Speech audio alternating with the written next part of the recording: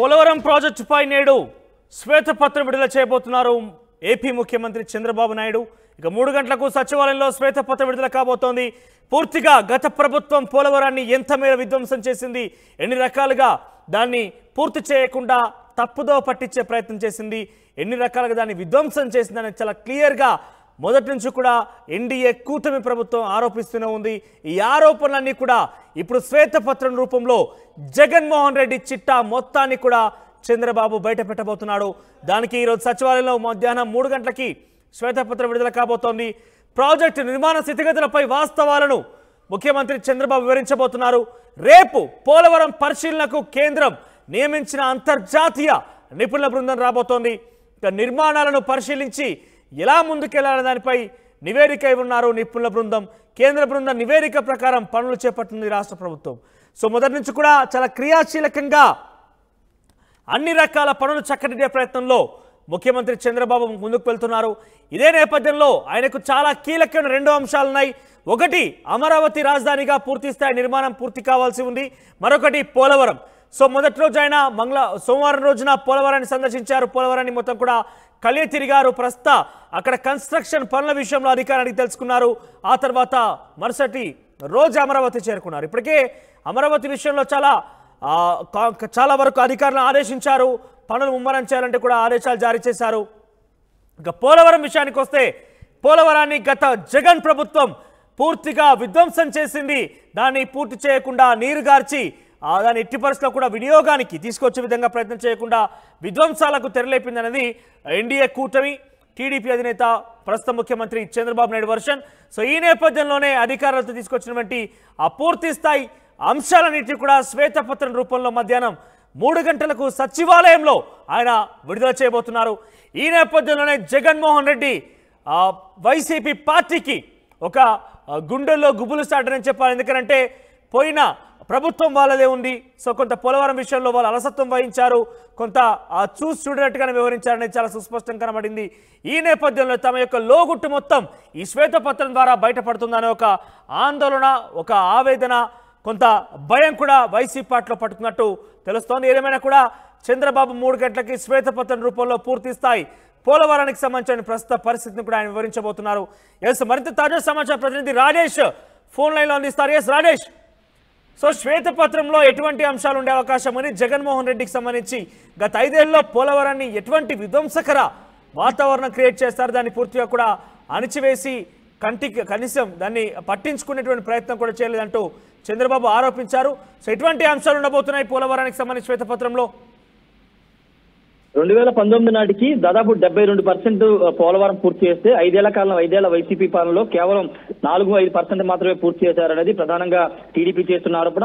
మొన్న పోలవరం వెళ్లి చంద్రబాబు పరిశీలించిన సందర్భంగా అనేక అవకతవకలు జరిగాయని నిర్ధారణకు వచ్చారు. మొత్తం ప్రాజెక్టును పరిశీలించిన తర్వాత నిపుణులతో కూడా చర్చించారు. ప్రాజెక్టు తిరిగి పూర్తి అవ్వాలంటే, పూర్తి స్థాయిలో నిర్మాణం పూర్తి చేయాలంటే 4 ఏళ్ల సమయం పడుతుందని ఒక అంచనా కూడా వచ్చిన నేపథ్యంలో ఇప్పుడు పోలవరం ప్రాజెక్టు 5 ఏళ్ల కాలంలో వైసీపీ ప్రభుత్వం ఏం చేసింది?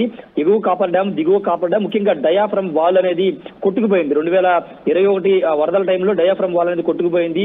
దానికి సరిగా నిర్మాణం చేయకపోవడం, లేకపోతే దాన్ని సరిగా పట్టించుకోకపోవడం వల్లే కొట్టుకుపోయింది అనేది ప్రధానంగా తెలుగుదేశం పార్టీ ఆరోపిస్తుంది. వైసీపీ మాత్రం అంబటి రాంబాబు మంత్రిగా అయిన తర్వాత డయాఫ్రమ్ వాల్ తెలుగుదేశం ప్రభుత్వ హయాంలో నాణ్యత లేకుండా నిర్మాణం లేకపోవడం వల్లే డయాఫ్రమ్ వాల్ కొట్టుకుపోయిందని వాళ్ళు ఆరోపణలు చేశారు. ఇప్పుడు డయాఫ్రమ్ వాల్ కొత్తగా నిర్మించాలా, లేకపోతే ఉన్నదాన్నే పునరుద్ధరించాలా? ఇది చాలా కీలకమైంది డయాఫ్రామ్ అనేది. ఎందుకంటే ఫ్లోటింగ్ అనేది ఫ్లోటింగ్ కిందకు వచ్చేటప్పుడు డయాఫ్రామ్ అనేది చాలా కీలకంగా ఉండబోతున్న నేపథ్యంలో దాని నిర్మాణం గురించి ఇప్పటికే నిపుణులతో చర్చించబోతున్నారు. అయితే 5 ఏళ్ల కాలంలో పోలవరంలో రివర్స్ టెండరింగ్ పేరుతో అవకతవకలు చేశారు. కేంద్రం ఇచ్చిన నిధులను కూడా వేరే పథకాలకు మళ్లించుకున్నారనే ఒక అభియోగాల నేపథ్యంలో వాటన్నిటితో కూడినటువంటి ఒక శ్వేతపత్రాన్ని ఈ రోజు రాష్ట్ర ప్రభుత్వం విడుదల చేయబోతుంది. పోలవరం ప్రాజెక్టులో 2014-19 వరకు జరిగిన పురోగతి ఏంటి, 2019 నుంచి 24 వైసీపీ ప్రభుత్వ హయాంలో జరిగినటువంటి పురోగతి ఏంటి, పునరావాసం, నిర్వాసితులు పరిహారం విషయంలో ఎంతవరకు 5 ఏళ్ల కాలం వాళ్ళు చేశారు. అంతకుముందు 2014-19 వరకు ఈ పునరావాసం పరిహారం కోసం రాష్ట్ర ప్రభుత్వం ఏ విధంగా చర్యలు తీసుకుంది అనే అంశాలతో కూడినటువంటి శ్వేతపత్రం విడుదల చేయబోతుంది. అంతేకాదు నిధుల అంశాన్ని కూడా ప్రస్తావించబోతున్నారు. ఎన్ని నిధులు 2014-19 వరకు ఖర్చు పెట్టాము, 2019 నుంచి 24 వరకు ఎన్ని నిధులు ఖర్చు పెట్టారు, అసలు ముఖ్యమంత్రి స్థానంలో ఉన్న వ్యక్తి జగన్ ఎన్నిసార్లు పోలవరం ప్రాజెక్ట్ ని సందర్శించారు, అసలు అధికారులు ఏ విధంగా పనిచేశారనే అంశాలకు సంబంధించిన వివరాలతో కూడినటువంటి శ్వేతపత్రం అయితే విడుదల చేయబోతున్నారు. మొట్టమొదటి శ్వేతపత్రం అని చెప్పాలి. ఎందుకంటే రాష్ట్ర ప్రభుత్వం అమరావతి, పోలవరంతో పాటు వివిధ కీలక శాఖల్లో అవినీతి జరిగినటువంటి కీలక శాఖల మీద శ్వేతపత్రం దాదాపు 7 నుంచి 8 శ్వేతపత్రాలు విడుదల చేయాలని నిర్ణయించుకుంది. మొన్న కేబినెట్ లో కూడా దీని మీద చర్చించి నిర్ణయం తీసుకున్నారు. ఈ నేపథ్యంలో మొదటి శ్వేతపత్రం పోలవరం ప్రాజెక్టు మీద విడుదల చేయబోతున్నారు. ఇక్కడ ఇంకొక ముఖ్యమైన విషయం ఏంటంటే 2019 వరకు ఒక నిర్మాణ సంస్థ పోలవరం ప్రాజెక్ట్ చేస్తే రివర్స్ టెండరింగ్ పేరుతో రివర్స్ టెండరింగ్ నిధులు ఆదా చేయొచ్చు. జగన్ ప్రభుత్వం వచ్చిన తర్వాత పోలవరం నిర్మాణ పనులను వేరే వాళ్ళకి అప్పగించారు, మెగా ఇంజనీర్ వాళ్ళకి అప్పచెప్పారు. వాళ్ళు దాన్ని సరిగా నిర్మాణం చేయలేదని ఒక ఆరోపణ ఉన్న నేపథ్యంలో ఆ రివర్స్ టెండరింగ్ లో జరిగిన గోల్మాల్ సంబంధించిన అంశాలు కూడా శ్వేతపత్రంలో ప్రకటించబోతున్నారు. మొత్తం మీద అయితే ఈ రోజు మధ్యాహ్నం 3 గంటల తర్వాత చంద్రబాబు సెక్రటరీకి రాబోతున్నారు. వచ్చిన తర్వాత స్వయంగా ఆయనే పోలవరం ప్రాజెక్టు శ్వేతపత్రం విడుదల చేస్తారా, లేకపోతే మంత్రి రామానాయుడు అధికారులు విడుదల చేస్తారని దానిపైన ఇంకా స్పష్టత అయితే రావాల్సి ఉంది. ఏదేమైనప్పటికీ గత ప్రభుత్వ హయాంలో జరిగినటువంటి అవినీతి కానీ లేకపోతే పోలవరం ప్రాజెక్టు జరిగిన అన్యాయానికి ప్రజలకు తెలియాలి, ప్రజలకు ఏం జరిగింది 5 ఏళ్ల కాలంలో, అంతకుముందు 2014-19 వరకు తెలుగుదేశం హయాంలో ఏం జరిగింది, ఎలాంటి అభివృద్ధి జరిగింది, ఈ అంశాలను మొదటి నుంచి కూడా ఎన్డీఏ కూటమి ప్రభుత్వం అధికారంలోకి వచ్చినప్పటి నుంచి కూడా సుమారుగా 8-7 శాఖల మీద వాళ్ళు పూర్తి స్థాయిలో ప్రస్తుత పరిస్థితుల్ని ప్రజల ముందు ఉంచేందుకు జగన్మోహన్ రెడ్డి విధ్వంసకర పరిస్థితులు మొత్తం కూడా శ్వేతపత్రాల ద్వారా మేము విడుదల చేస్తామంటూ కూడా వాళ్ళు చెప్పిన పరిస్థితి. సో వీటి మీద ఈరోజు ఏకంగా పోలవరం మీద శ్వేతపత్రం విడుదలకి సిద్ధమయ్యారు. దాదాపుగా టైం కన్ఫర్మ్ చేశారు, అన్ని కూడా కన్ఫర్మేషన్ వచ్చేసాయి. సో ఈ నేపథ్యంలో వైసీపీ రియాక్షన్స్ ఎలా ఉన్నాయి మరి?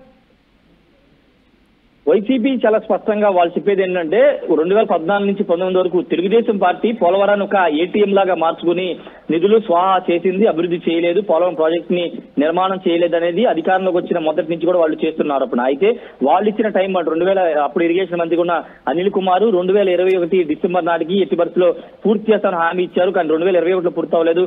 తర్వాత ఆయన దిగిపోయిన తర్వాత 2022 అన్నారు, కానీ అప్పటికి కూడా పూర్తి చేయలేదు. చివరికి మంత్రి అంబటి రాంబాబు పోలవరం ఎప్పుడు పూర్తి మేము చెప్పలేమని ఆయన చేతులు ఎత్తేసిన నేపథ్యం చూసాం. వాళ్ళు విమర్శలు అయితే చేశారు కానీ ప్రాజెక్ట్ నిర్మాణాన్ని పూర్తి చేయలేరు. కానీ ఇప్పుడు రాష్ట్ర ప్రభుత్వం పోలవరం ప్రాజెక్ట్ నిర్మాణానికి అంటే వైసీపీ హయాంలో జరిగిన అవకతవకలు, ప్రాజెక్టుని నిర్లక్ష్యం కారణంగా 5 ఏళ్ల పూర్తవలసిన ప్రాజెక్ట్ ఇప్పుడు ఇంకో 4 ఏళ్లు వెనక్కి వెళ్ళిన పరిస్థితి వచ్చిందని చంద్రబాబు కూడా చెప్పారు. కాబట్టి ఇప్పుడు ఆ పోలవరం ప్రాజెక్టు నిర్మాణానికి సంబంధించి అడుగులు ఏ విధంగా ముందుకు వేయాలని దానిపైన కూడా నిర్ణయం తీసుకుపోతున్నారు. రేపు అంతర్జాతీయ నిపుణులు అంటే ఇంటర్నేషనల్ ఉన్నటువంటి ఇరిగేషన్ సంబంధించిన ఎక్స్పర్ట్స్ రేపు పోలవరం ప్రాజెక్ట్ ని సందర్శించబోతున్నారు.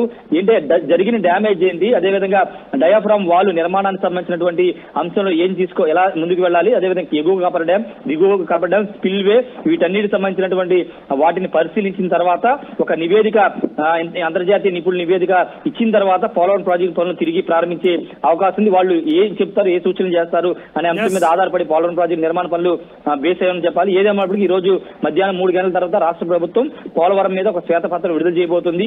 శ్వేతపత్రం విడుదల చేసిన తర్వాత వైసీపీ నుండి రియాక్షన్స్ వచ్చే అవకాశం ఉంది. ఎందుకంటే వాళ్ళు కూడా మేము 5 ఏళ్ల కాలం ఏం చేసామని చెప్పుకునే ప్రయత్నం చేస్తారు. కాబట్టి శ్వేతపత్రం విడుదలైన తర్వాత దాంట్లో ఏ అంశాలని రాష్ట్ర ప్రభుత్వం పెట్టిందని అనే దానిపైన చూసిన తర్వాత అటు వైసీపీకి సంబంధించిన నేతలు స్పందించే అవకాశం ఉండొచ్చు.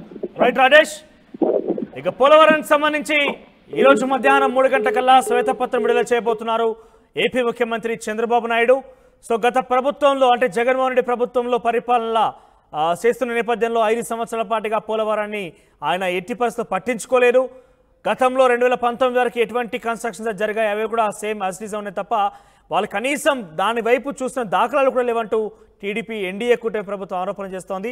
అయితే మీకు విషయం ఇక్కడ చెప్పాల్సిన అంశం ఏంటంటే పోలవరం గురించి ఎవరికి అర్థం కాదు, ఎవరికి తెలియదు, ఎందుకంటే నాకు కూడా తెలియదు కాబట్టి అనే ఒక చాలా సునాయాసంగా అంబటి రాంబాబు ఇటీవల కాలంలో ఆయన చెప్పే ప్రయత్నం చేశారు.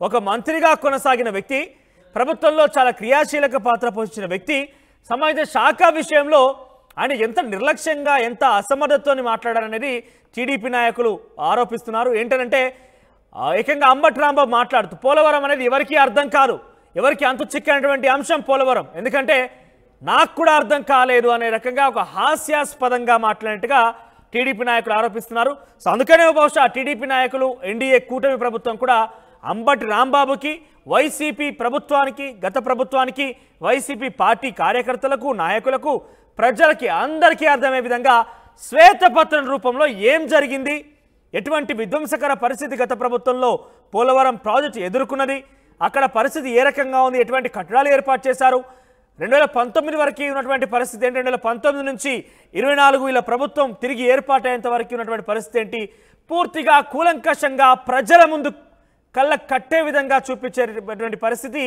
ఆ స్థితి ఎన్డీఏ కూటమి ప్రభుత్వం ప్రయత్నం చేస్తోంది. ఇందులో భాగంగానే ఈరోజు మధ్యాహ్నం 3 గంటలకి సచివాలయంలో పోలవరంపై శ్వేతపత్రం విడుదల చేయబోతున్నారు. సో చాలా క్లీన్గా, వైట్ పేపర్ అంటే చాలా క్లీన్గా, ఇన్ డీటెయిల్డ్గా ప్రజలకు అర్థమయ్యేటువంటి రీతిలో ఈ శ్వేతపత్రం ఉండబోతోంది. సో ఈరోజు ఇరిగేషన్ శాఖ మంత్రి నిమ్మల రామానాయుడు, చంద్రబాబు ఆధ్వర్యంలో ఈరోజు పూర్తి స్థాయిలో ఈ శ్వేతపత్రం విడుదల కాబోతోంది. సో మొత్తం మీద వైసీపీ పార్టీకి అయితే కొంత ఆందోళన గుబులెత్తి పడుతుందని చెప్పాలి. ఎందుకంటే వాళ్ళ అసలు విషయం లోగుట్టు బయట పడబోతోందనే ఒక పరిస్థితి బహుశా వాళ్ళు ఎక్స్పెక్ట్ చేసి ఉంటారు. సరే దిశగా ఎన్డీఏ కూటమి ప్రభుత్వం కూడా బయట పెడుతోంది. వాళ్ళంతా కూడా కొంత వైసీపీ పార్టీ నాయకులంతా కూడా కొంత ఆందోళన చెందుతున్నారు, గుబులకు కూడా గురవుతున్న పరిస్థితి కనబడుతోంది. ఎందుకంటే వాళ్ళు ఏం చేయలేదు, పోలవరానికి సంబంధించి వాళ్ళు చేసినంత శూన్యం అనేది ఈ శ్వేతపత్రం రూపంలో మొత్తం బయటపడిపోతుంది. కాబట్టి కొంత ఆందోళన ఎంత తెలుస్తోంది. ఏదేమైనా కూడా మధ్యాహ్నం 3 గంటలకి ఈ శ్వేతపత్రం విడుదల కాబోతోంది. ఇక ఇదే రకంగా ఇదే తరహాలో సుమారుగా మరొక 7 శాఖలు, ఓవరాల్గా 8 శాఖలకు సంబంధించి ప్రతి శాఖలో పరిస్థితి విషయాలు మొత్తం కూడా శ్వేతపత్రం రూపంలో బయట పెడతామంటూ కూడా ఎన్డీఏ కూటమి ప్రభుత్వం ముఖ్యమంత్రి చంద్రబాబు చెప్పారు. అందులో భాగంగానే ఈరోజు పోలవరానికి సంబంధించినటువంటి అంటే ఇరిగేషన్ సంబంధించినటువంటి ఒక సంబంధించినటువంటి పోలవరం ప్రాజెక్టు యొక్క శ్వేతపత్రం ఏ రకంగా అయితే బయట పెడుతున్నారో ఇదే తరహాలో అటు విద్యారంగానికి సంబంధించినటువంటి